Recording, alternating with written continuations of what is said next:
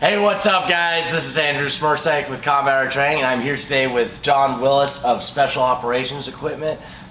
John is one of the dudes that motivates me the most every day when I look at his videos, and he's getting up at 4:30 in the morning. Well, he's starting his video at 4:30 in the morning, seeing his message about hard work, and also the way he runs his business.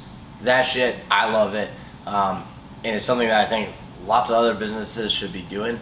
So first, I want you guys to get to know John, and then we'll talk a little bit about that business stuff and also about the gear. So, John, thank you so much for doing this video. And what was it? How did SOE first come about? Originally, we were buying up surplus gear and camping gear and dive gear and shit like that at flea markets. We would set up early in the morning to get in there and buy all that stuff prior to the flea markets opening. And then we would go to gun shows a couple times a year and just sell that stuff off and literally triple money and stuff. We had a couple t-shirts we were doing. We were just taking some cool photos, jocked up in gear, take the pictures, reverse the negatives, and it would come out as a photo on a t-shirt, which nobody was doing at all. There was none of that shit. Everything was cartoon at the time. Oh, really? So we had that, and then I met a dude that was making some gear. We took that gear to the gun show. There was a LBV, a vest, I think there was a holster, and maybe a sublet. So I took that stuff with the intention of selling it, but we didn't sell it. I took orders off of it. So we had like $2,500, and this is back like late 90s. So 2,500 bucks, a ton of money at the time, and I still had the product, right? So I'm like, okay, well, we're gonna build this stuff, you're gonna sell it, I'm gonna take orders. And he's like, you better slow down, Turbo. I'm like, well, what are we doing? Like, I'm really good at selling this. He goes, yeah, but I'm not making this stuff. I'm making parachutes. Like, this is just kind of something I made. I'm like, well, what are you gonna do? He goes, well, you're gonna refund the money or you're gonna learn to sew this. And like, we'd already had plans for the money. Like, the money was already going places, so that wasn't happening. Rented a sewing machine, broke the sewing machine a lot. It was a lot, there was a lot more to it. Like, you could put product together, but that doesn't mean product's going to stay together. And back then, like, the machines you see on the floor now, those are compound feeds, those are needle feeds, those are walking feet, and those were $75 a month to rent. I was renting $50 machines, which were single needle, like 130Es, 130 GMs. They had reverse on them, but they were lightweight machines. Those were more clothing machines, 2 layers of Cordura, and we're sewing through like 9 layers of Cordura in some of this shit. Yeah. So we were breaking machines constantly. So we would load the machine up, go down by the border, get somebody to fix it, and then they'd give you a price. You're like, I don't have the money. Well, you better come back with the money. Well, like, let me take the machine, take this risk, I'll make some money and I'll come back and give you the money and you'll be the guy. And like, it was just goodwill. Back then, things were different. You know, you used to have to call people, you used to have to look people in the eye, and just times have changed completely. So we just had good relationships with these guys that would fix this stuff. And back then, like, the materials didn't exist. You couldn't go, and there was no internet. It used to be a series of huge books, way bigger than encyclopedias, called Thomas Registries. You'd have to go to a library and you pull these big ass green books off. They're as big as a huge city's yellow pages, right? And you would look in there for what you wanted. And they were alphabetized. So if you wanted, one of the things we were looking for was for pistol retention when everybody started doing amphibious operation stuff after the guys died in the helicopter out of Camp Pendleton. So we were looking for a silicone cord or rubber cord with a stainless steel wire inside. Well, that didn't exist. Like, we didn't know where to get it. So I literally was looking up phone cords. So we were calling people that made curly phone cords. And I'm like, hey, this is what I need. And a couple dudes are like, yes, we can do this. So you would mail them a check for, $200 or whatever for a sample, and then you'd wait 6 weeks and it would show up and it would be completely the wrong thing, and you'd get back on the phone, stuff like that. So webbing didn't exist. I was going to a place called Sport Chalet. It's a big sporting good chain, has outdoor stuff, climbing gear, higher end, not super high end, but decent shit. And we were able to buy tubular webbing because they had a climbing section, and they had some flat webbing, some 1773, 17337, the normal shit we use all through here right now. So we were buying rolls of webbing, but it's like $100 a roll. That was back then. Now, yeah. I think we're like maybe $35 in a roll of 100-yard roll of 1-inch webbing. So the shit just didn't exist. So we were stealing, like, the first buckles we had. We went to the nearest Target and cut all the buckles off the shopping carts to get buckles. We were cutting sides out of military vehicles, the old military vehicles over at the National Guard Armory. Like we just go in there and they just had like raggedy ass ones in the back, and we would just take all the canvas we could get off of them and use that shit. Cordura, there was a place down by the border that did upholstery stuff, and they had some Cordura. It was all 1,000 denier, 500 denier Cordura didn't even exist. Yeah. So we were able to get some woodland camo, which was terrible color. We were able to get this tan, which was horrible. It was super, super bright. And we were able to get OD, which was okay in black. And then to get edge tape, we had driven all the way. We found a place that had some webbing. I don't remember how we found them. They were in Chino, California. We drove up there. They have all these samples. I'm like, okay, well, I want a roll of this or a roll of that. They're like, we don't sell rolls. You got to buy a case that's, 20 rolls per case for 1 inch, and then it goes down less. So it's actually cheaper. The 1 inch webbing is the most expensive per case, and it goes down. So I'm like, okay, well, perfect. I have a credit card. Somebody was stupid enough to give me a credit card, right? And they're like, we don't take credit cards. Well, what do? Well, you better go get cash. So everywhere we went, it was just one fucking maneuver after the other. Yeah, like you're constantly. And there was nobody you could talk to as, an 18, 19, 20-year-old kid. There was no the internet didn't exist. Like it wasn't there. The best you could do is maybe Entrepreneur Magazine, which really did nothing other than try to sell you a restaurant franchise at the time. So we just evolved, man. We just kept plugging away and kept going. And like we'd go to trade shows and just ask people. When I say trade shows, I mean like Soldier of Fortune, SHOT Show. First time we went to Soldier of Fortune show, we show up in Las Vegas. We drive up there with a truck. 2 dudes laying in the back with all the gear. All the gear was samples we had taken out of Lance. Was a basic reconnaissance course instructor. So he had all this gear that we had sold to these guys in recon. They get out of the water. Shit, hold on. All right. All right, we got the noise off. So Lance was a basic reconnaissance course instructor, BRC. We had sold gear to a bunch of his guys, and they had a class that night. So they came out of the water at like 1 in the morning maybe. And all this gear we have is wet, it's full of sand, it has magazines, it has pyro in the fucking pockets, everything's taped up. We took all the shit right off these dudes, put it in the truck, drove to Las Vegas. So there's 2 dudes, wet truck, dripping water all the way down. We get to Las Vegas, and how do you get in the Soldier of Fortune show? We're here to be a vendor. Well, you can't be a vendor. You're too late, right? Mm-hmm. Or I don't remember, or it's too expensive. So we go around the back of the building, we find a security guard, he's smoking, we talk him into letting us in. We come in the show, I want to say it was Thursday, Friday, Saturday was Soldier of Fortune show. So we get in there and we find this empty table. So we've got a couple mannequins and some bases, we set some shit up, water's going everywhere, and there's this dude over here to the side, and he's just kind of standing there. And we're talking to guys as they come up, the VIP guys could get in early, we're talking to these people coming in the show, and this dude's just like super helpful. He's talking about how nice our gear is and stuff. Well, come to find out, that's Ernie Emerson. Ernest Emerson had sold out all his knives at setup the night before, and he's like, look boys, this is totally cool. I can get you this table, you can stay here, or let me talk to somebody and I can probably get you a more appropriate place. Because like people are slipping, there's fucking sand everywhere. So he gets us moved over by the snack bar, which turned out to be good. We had a lot more room, and we just fucking went from there, man. That's crazy. I didn't know all those extras in there. Yeah. That's crazy. Damn. And that at that time you had started a shop in Oceanside, right? This is way before that. This was out of Mom's Garage in Tierra Santa, about 2000 probably, maybe even 99. We were doing the Del Mar Gun Show, and this dude named Jim Ramsey, SOG Sales, he had high dollar M14s, like beautiful M14s, M1 Grands. That was kind of like their thing. And he had some of these knives, and I'm like, I just loved these knives. And nobody knew shit about these knives. It was a knife called Strider knives. And he had 2 or 3 models. And I was able to buy a couple of them. We would sell shit and trade shit at the shows. We really came home with no money from the shows. Everything we had made at the show, we were trading or buying shit. So I got these knives, and I would take these knives around when we would set up our gear, when we go to the SEAL base, when we go to Amphib base, we go to BRC Across, we go to Camp Pendleton, anywhere we were going, we would take these knives. And that was the big thing dudes might not come looking for gear, but we always had super cool shit in the booth. Like we had a rubber raiding craft, we had all kinds of, cool shit. So Yeah. dudes that had no interest would come up, and then we would end up talking about gear, and they might not need a rifle sling, but we could, get them into a backpack or something. So we just had all the cool stuff. So I don't remember where I was going. Talking about Oceanside. Oh, so the knives.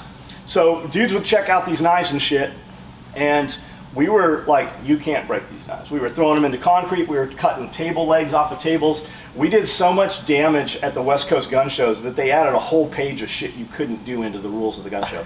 So Mick's gone. I didn't even know Mick existed at the time. That's one of the dudes from Strider. Dwayne is in Bosnia, where that stealth bomber went down and they had to recover that fucking pilot. Dwayne's working right there in that area, like Bosnia, Herzegovina, Chechnya, all that shit. He worked with Bosko Boskovic, who was a huge mob leader out there. He was on the cover of Time Life magazine. Oh wow. Pretty controlled shit over there, right? So Dwayne comes home, and I'm at a Pomona gun show, and dude's like, "Hey, Dwayne from Strider Knives is looking for you. He wants to talk to you." And I'm like, "Oh, he's probably pissed because I've done a bunch of damage with his fucking stuff. We're cutting anchor chains with it. We're taking other knives. And dude's like, "Why is this knife $300?" And this was back like 99, 2000-ish, maybe even a little earlier. And we're like, "Well, let me show you." And we picked this other knife up this dude walked up with, and I'd hit it, and we cut the knife in half. Oh. So like, there was probably some bad blood. There was definitely a lot of shock going on over it. So I'm like, "Oh, Dwayne's pissed." Well, Dwayne's like looking for me, and he finally fucking sends somebody over, and he's like, "Hey, Dwayne just wants to meet you." And so I meet Dwayne. We hit it off like this is like Saturday, Sunday. Pomona Gun Show was huge, dude. Biggest gun show I've ever seen. It used to be like a giant thing. The National Guard would bring out fucking howitzers and tanks, and like it was fucking awesome. So Dwayne's like, "Hey, I have this opportunity to get this shop in Oceanside. Why don't you come up here? It's like a mile from the main gate. All the Marines are out here all the time. The gear shops are around here, surplus." There was nothing like what we were doing. So I'm like, "Awesome." He's like, "Yeah, we'll split a shop." Well, what that meant was you pay all the bills. I'll fucking take this little back room and just put a grinder back here. And it worked, man. We got up there, we found a couple people to do some labor, and that, as soon as we had a couple, that turned into, we could grow it as fast as we wanted to. And we were there till like 2003. That's awesome. Yeah. So when did you move to Oceanside? I was driving to Oceanside. I literally had no money. Like the first time I went to the shop, I had a K5 Blazer on 35s. I don't know how much gas was in there, but it was just enough to coast up in front of the store, and I was out of gas. Like I lived in the shop for 30 days, traded Marines MREs, 8 MREs, and didn't go home for 30 days. Like I had no choice but to make it happen. Like slept on the floor on a poncho liner, boxes from MREs, and just fucking kept going. And that was the beginning of it. And that's kind of like burn the boats. The only way is forward. Yeah, for sure. Yeah. And then, so what were like the major, like, cause around that time was Iraq, right? So yeah. Were you like doing a lot of stuff? Well, I know SEALs. Well, when Twin Towers, when the towers got hit, yeah, we were in Oceanside. We'd been there for, I don't know, maybe 18 months probably. Okay. So right around that time, we'd already had the shop. We ended up taking the other side of the shop. When that happened, we just kept going, man. Mm-hmm. Yeah. And you were doing like a lot. I know SEALs. Lot of SEAL team stuff. We were doing a ton of SEAL team shit. That was even prior to that. We were doing SEAL team stuff long before that. A lot of Team 3 guys, especially like Team 7 guys, 1, 3, 5. We were doing stuff for all those dudes, the SDV guys. Recon, Force Recon, SOTG. We were up there at the range all the time because we knew guys that ran those programs. So we were able to get in there, get on the range, and the SEALs at that point, they were using range 130. Any SEAL asset had to go through SOTG back then. So we had a captive audience. We usually had a platoon and a sister platoon getting ready to deploy. So we had access to those guys. We had access to all the Marines, and then they had their own range 116 was a ship superstructure. So anytime they were up there, somebody was like, "Hey, why don't you come up and talk to these dudes? We're training this unit or whatever." A lot of cops, a lot of federal agencies and stuff would come through. That's so fucking cool. And so basically, all the badass operators in the War on Terror were fucking using your ship. Yeah, it wasn't even called the War on Terror. Like prior to any of that, Surefire John Matthews from Surefire had kind of retired and came back into the business and expanded Surefire to what you know it is as now.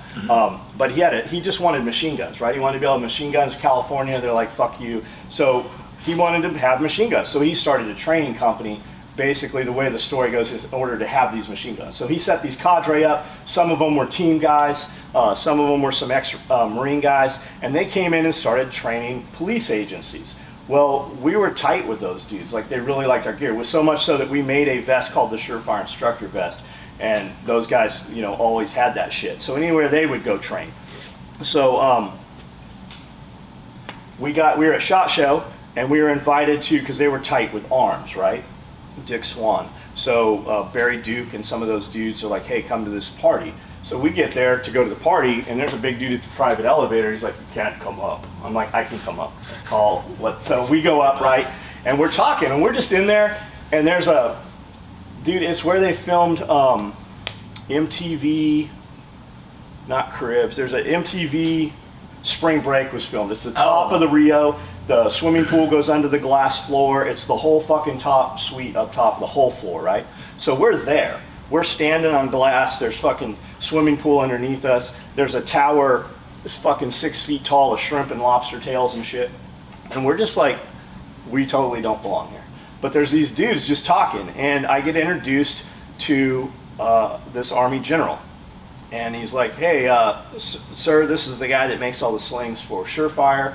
And this guy, he's like, okay, we'll buy 50,000 slings. I'm like, roger that, sir. So we walk away, and the guy that's with me, Mike, he's like, how the fuck are we gonna build 50,000 slings? I go, one at a time, but that dude's drunk. We're not getting any fucking order for 50,000 slings. Well, Monday, the fax machine, it's the thermal fucking facsimile back then, it just starts rolling, and curled paper just starts pouring out, and it's this fucking paperwork for slings, 50,000 slings. So we talked to him like, I don't know how we're gonna do this. We need to receive payment on this stuff. So we did them 5,000 slings at a time, and they pay, and then we do another 5,000. And that came literally just on a handshake and an introduction. And that's how that shit all happened. So, I mean, it's just right place, right time half the time, and a lot of it is just the good old boys network, right? You have to have a solid product. Now we do shit completely differently. It's fucking polar opposite of what used to happen. Now everything is direct to consumer. We don't have any dealers. Like when we moved out of the other building, I think we had 64 US dealers, 52 international dealers. They used to just place these huge orders, and we'd have to build all the shit, and we couldn't ship any of it until it was done. And we didn't receive any money. We didn't take money on the dealer orders until we would ship the orders. So we killed all our dealer program, switched gears. Like when we moved to Tennessee, I moved here to work with just 3 employees in that other building. We still have those other 3 buildings. When we bought this property, my intention was never to put SOE in here. There was never going to be a sew shop in here. This was just kind of the place we could put all the trucks and fucking grind and cut steel and shit and do whatever. When Jeff got here, he's like, man, if we just move into that other building, all of these fucking logistics problems goes away. Because we had manufacturing in one building, we had operations in another building, and then we had all the webbing and materials and raw goods up at the top. So it was always just some issue. So by putting everybody in one building where everybody could see each other and had more accountability, plus this building was just, it was new. Like when we built this out, there was no electrical in here. There was no heat and air. Like everything in here was put in here. White, they wanted they're like flat paint. I'm like, no, semi-gloss. You need 60 lights, no, put 120. Everything's perfect in here. Yeah. So it just made that, like production went up almost 50% like the first 2 weeks we were in here. And that's the crazy thing too, is one thing I always think about with you and your company is like, you started in Mom's Garage and fucking built. And now I went back to Mom's Garage. So people may or may not. I went to federal prison. Like in 2003, there was a raid executed. 2001, there was a raid executed. 2003, I went to federal prison. Came home in 2005 from federal prison. So I was back in Mom's Garage. Came home with absolutely zero. Literally had a pair of sweatpants I'd worn the 22 months I was in prison. Had a pair of shoes that my toe was sticking through. Left with $120,000 accounts receivable in the bank, had no fucking clue what was going on financially while I was gone. I knew I was coming home, I knew things were fucked up with the wife. but business was there, kids were there. I was served divorce paper restraining order 30 minutes after getting to the halfway house. So while I thought I was going back to run operations, run business, I was kept out of my shop altogether. So I was back at mom's house, no sewing machine, no equipment. I took a job as a pizza delivery guy. In order to get out of the halfway house, you had to have a job. You didn't even have your wallet. I didn't have a driver's license. My wife, see, people don't know, like when you go to prison, your shit doesn't sit there waiting for you to come home. There's not like some clothes. They send, all that shit goes fucking somewhere home. So it's up to your people to bring your shit to you. Out of 22 months, at about 11 months, my wife stopped coming to see me. Just shit started fucking going sideways. And she hooked up with a dude who I'd fired from the company. Basically put the old company in his name. Completely different story. It has no bearing on this. So I come home thinking I'm going to work, and I'm not. To get out of the halfway house, I take a pizza delivery job. That did a couple things. I was able to have a cell phone and make contact and text while I was out driving and delivering, and it got me out of the halfway house. So you still live in the halfway house. I had probably 90 days I had to live in the halfway house, even though I'm back in town, and the halfway house is like 45 minutes away from hometown. But so I took a second job. So because this was a part-time job at Round Table, I took another job at Gaetano's, took a third job at another place. So I have 80 hours that I don't have to be at the halfway house. After about 6 weeks of that, I'm able to use, and it's all a sham, man. If there's 100 beds in the halfway house, they've got fucking 5,000 people paying for those beds. Because once you have a full-time job, they will let you go home to mom's house or wherever, but you still got to pay until the end of that shit. It's robbery. It's all fucked up. So I'm just adjusting the lens a little bit. So with that, I just started making phone calls. So I called prior vendors and I said, hey, I'm home. You guys know I was gone. I don't have any money. You know what we've done in the past. We've done millions of dollars in business. I need you to believe in me. I need you to front me some materials and send me some cuts and samples of materials so I can get started. I will convert those to cash and then I will place orders. And they did. James heard I was home, got together with some guys, got $2,200 together, said, hey, we're placing an order with you. We don't care what you make. We don't care what you do. Just consider it an order, and when you make the gear, send it to us, whatever it is. Or if you decide not to do gear again, just thanks for everything you've done in the past. So I took the $2,200, rented 2 sewing machines, made some phone calls, and just started. Literally, I was working, 8, 10, 12 hours a day, and then I was working at mom's house in the garage, and then I was just sleeping a couple hours a day, and then I just keep doing it. Yeah. But with that said, I did like $970,000 the first fucking year I was home while on probation, starting from zero with absolutely zero. Yeah, because it's like you said, like some people, they haven't hit the rock bottom yet, Sure. So you got. Well, guys that can build shit, they can always build shit. Yeah. It just doesn't matter. Like if your forest is cut down, you're gonna build shit out of fucking out of boulders that you pull out of the ground. Mm-hmm. Like not doing it, that's just not an option. Mm-hmm. Guys that consistently have shit just fall down, they don't stop trying if they want it to happen, right? Guys that can build something, you can take a dude who can build shit and he will always be able to build shit. You can take him, put him naked in the fucking park in fucking New York Park, and by the end of the day, he's going to have a little bit of money and some clothes, and by the end of the week, he's going to have some kind of transportation, and in the month, he's going to have a real place to live. Mm-hmm. That's just how that goes. Dudes that can fucking do it once can always do it twice, unless they just choose not to. Yeah, and dude, that's like, that to me is one of my biggest inspirations, just seeing the way you fucking climbed up and built this amazing place, A lot of it's just having somebody to talk to that tells you can do it. Yeah. Oh yeah. Like that's the biggest thing. When you have a business, you've started a business. The close people around you, hey man, you probably shouldn't quit your job right now because the economy's good. You don't want to quit your job. What about that insurance, right? Don't quit your job. You don't want to start this other thing on your own. Things are good right now. And then when things are bad, they're like, hey man, things are bad. You should probably hold on to that job. But the common denominator with 97% of those people is they're telling you what they did, because that's the new thing, right? It's not people don't want to work harder and catch you. Mm-hmm. They want to fucking pull you back down in the hole. Do you know that 3% of the population in the United States employs 97% of the population? Oh. That number is not right. I should say 3% of the population employ the 97% that are employed. Mm-hmm.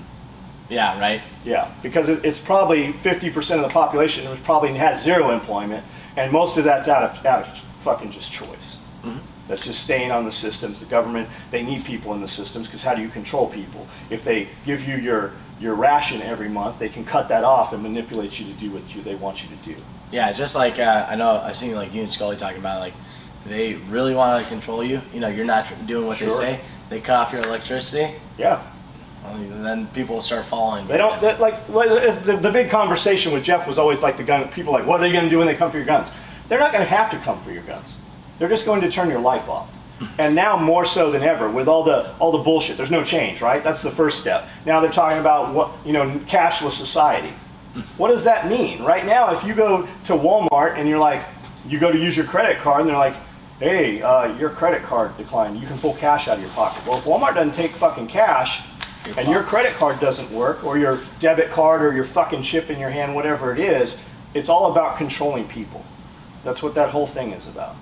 And you see it, you can, whether it be the Bible or whatever you want to, whatever it is that you need to inspire you, but it's in all these writings everywhere. You see the people that control the people on television in fucking interviews. Are like, how do you control all these people? Well, you control them with the food, you control them with the money, you just give them something, and then you have, it's the whole thing with the universal basic income. We need to give everybody universal basic income. Why? Why would we do that? Why not just work and produce? Because they are interested in controlling people. They are not interested in you not needing them. Yeah, it's not that they care about you. No, they don't care about you. You're in the way. They call us useless feeders, is what those people call you. Yeah. Yeah. Yeah, and yeah, man. Fuck, I forget what the I know. first way I say it. But okay, so, dude, like crazy story. Like, I love your story. I love watching the videos. The motivation you still got today is outstanding too, because like you're just saying, people want to hold you back. Like people were telling me like, just stay as an electrician, and in 2 years you'll probably be making $20 an hour. Yeah. Like, yeah. Ooh, amazing. But seeing that you can make yourself what you're worth, you can build up. And one of the coolest things I love about your company, no phone calls. The phone call, see, I'll talk to you. Yeah. You know that. You were here Yeah. the other night, and 3 hours later, I'm like, hey, I gotta get some shit done. Yeah. I will fucking talk to you. And usually, the phone call thing is lazy people. Yeah. Lazy people, or people you're going to have a problem with. If you can't figure out how to use the internet today, you go to my website, you put the items you want in the shopping cart, and then you go to pay. It's the same person's like, hey, I only use my credit card at your place, but I've got these other charges. So somebody in your company, fraudulently charged this stuff. That can't happen now, because we use a third-party hosting. We use third-party.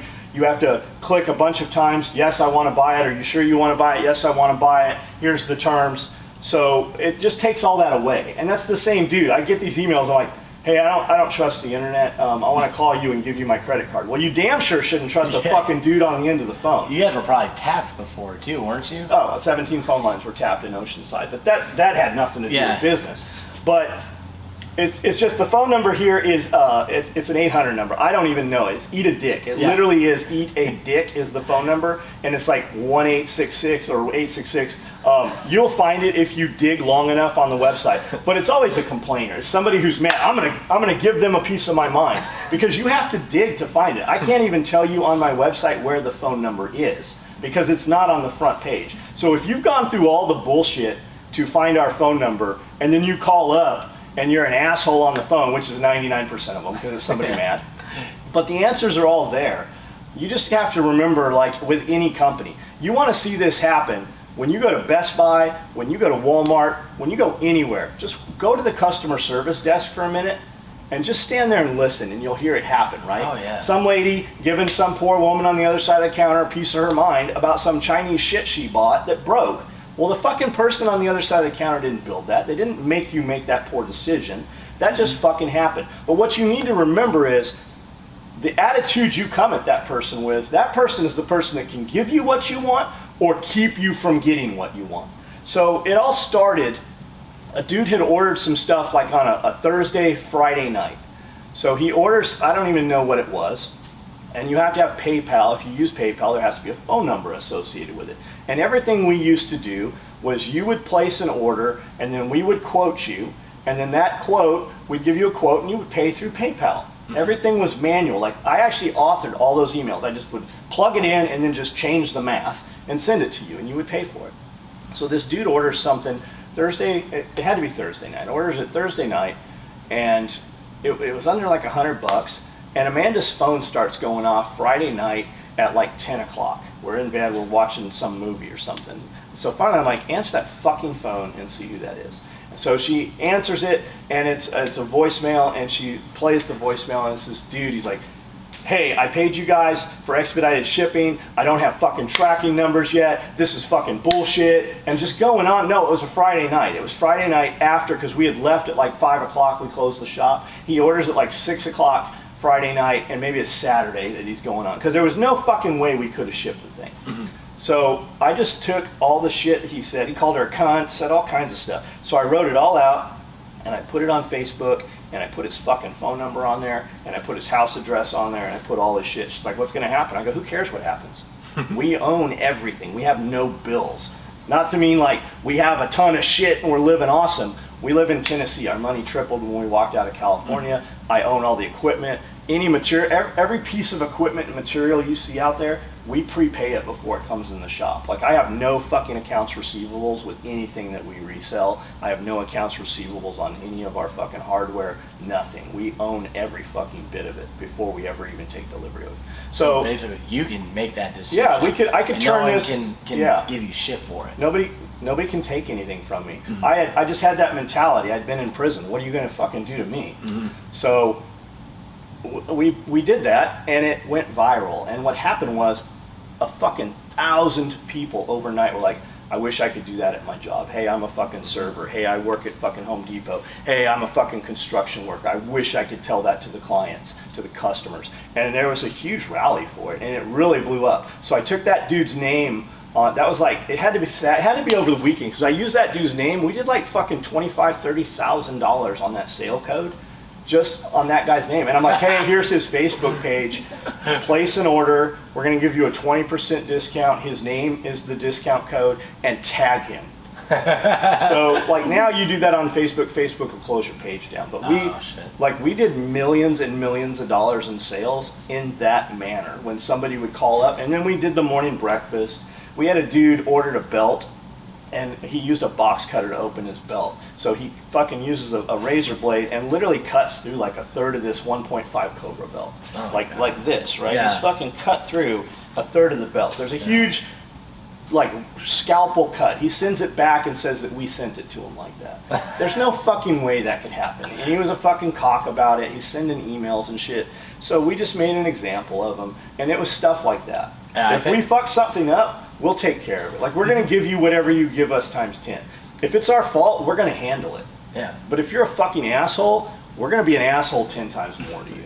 It's like whenever I'm telling someone, I'm like, hey, fucking, I'm like, the other thing, dude, I'm like, dude, I've seen every fucking belt come through the range. There's no belt that can touch the SOE ones. And I'll tell everyone, I'm like, order this fucking belt, this chest rig, and like these mag pouches and stuff. And I'm like, when you do it, order them individually to get them faster. Yeah. And if you haven't seen your thing yet, don't be a cunt on an email, or he'll cancel your shit and make a name for you. The thing is, I have 10,000 open orders on any day, right? Yeah. Like, I have millions of dollars in sales every year.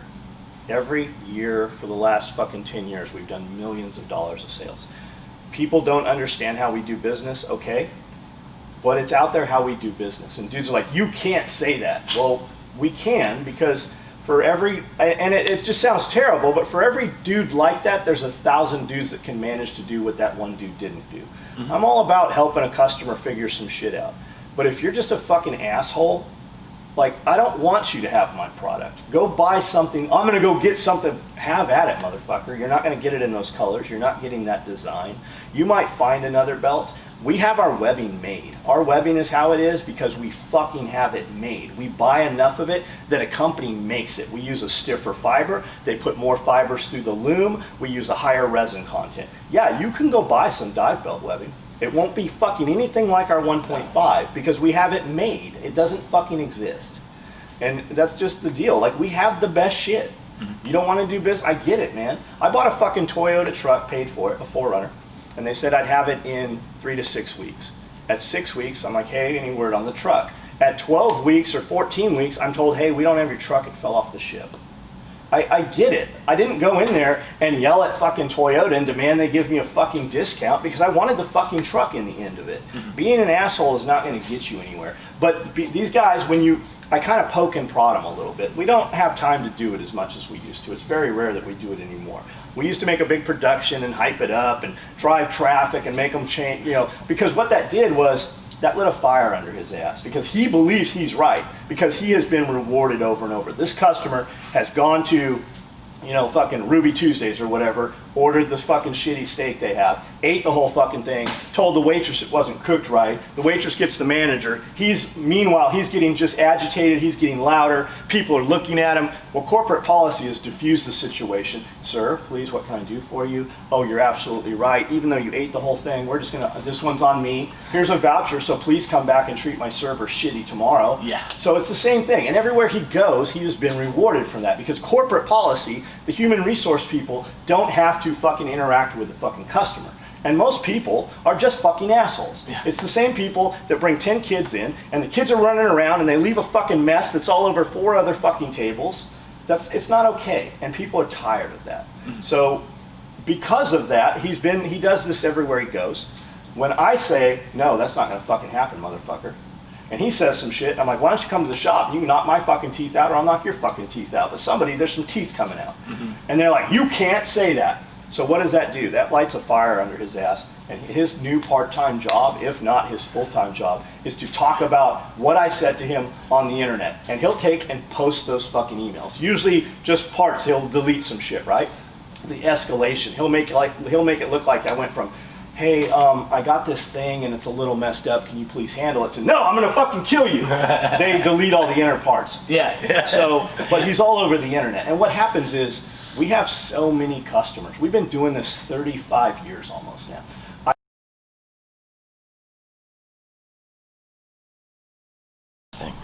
Sorry. Well, I don't know what we lost. Ow. We call that guy Bob. And Bob is the dude who everybody's at work and you're about to get off. You're going to go across the street to the bar, get a beer, play some darts, whatever, watch some soccer on TV, whatever it is you do, right? And everybody rolls in there, and nobody told Bob. Everybody rolls in, and here comes Bob. Like, everybody looks at each other like, who the fuck invited Bob?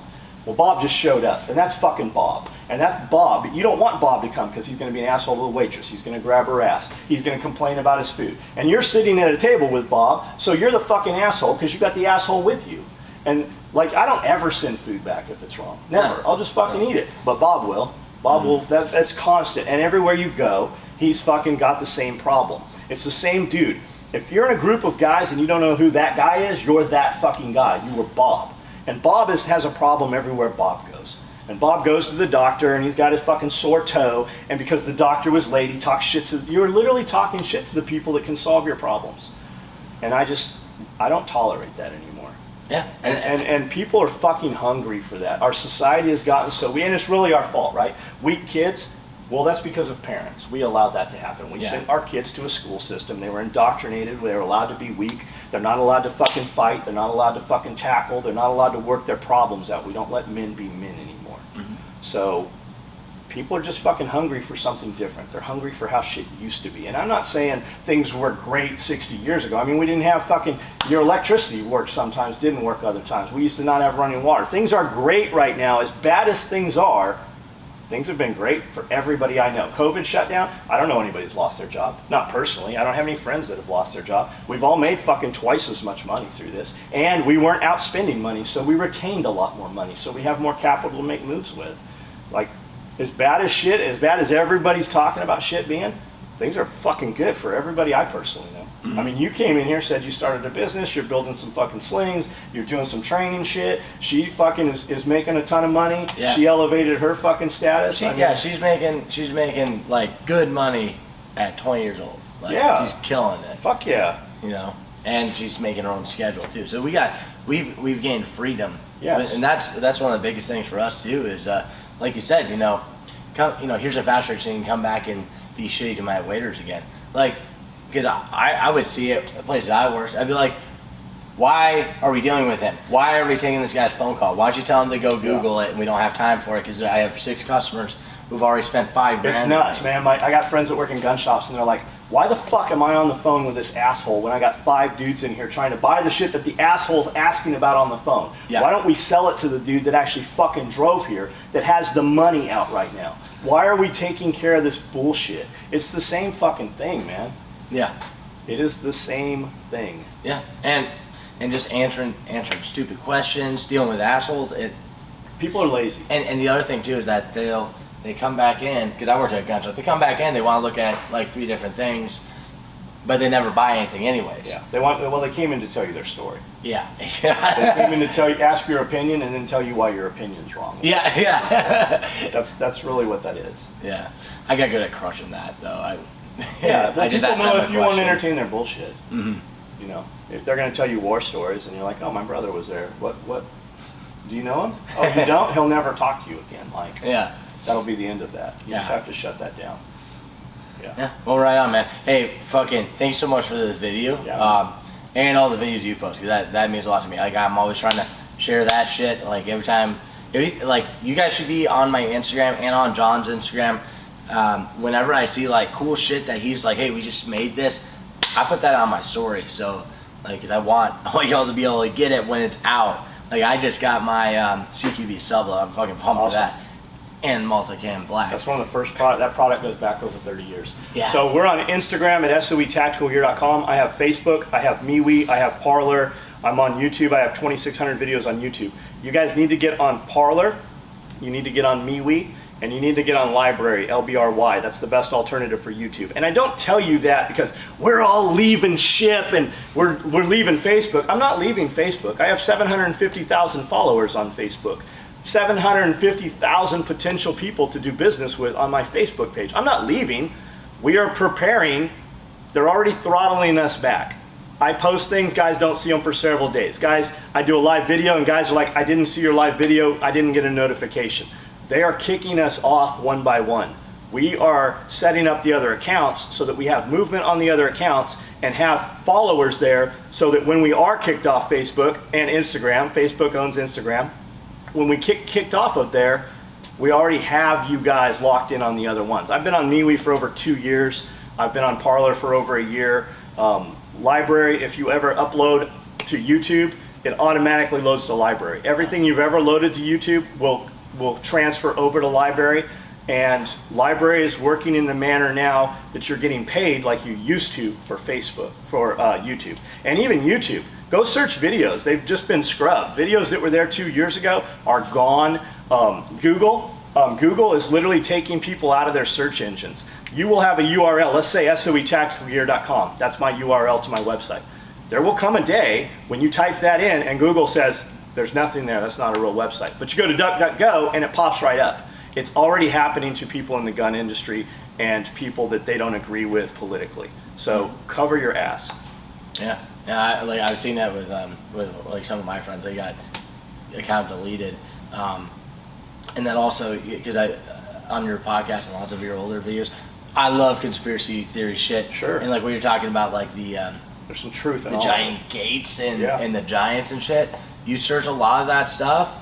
Doesn't come up Nothing. there. Yeah, it's weird. It Nothing. used to be there. Yeah, for real. Yeah, Yeah. I remember like trying to find lots of old videos. Nothing. And it's I think they're controlling. You try to search the definition of a word. They've changed it to something more liberal. Yes, and absolutely.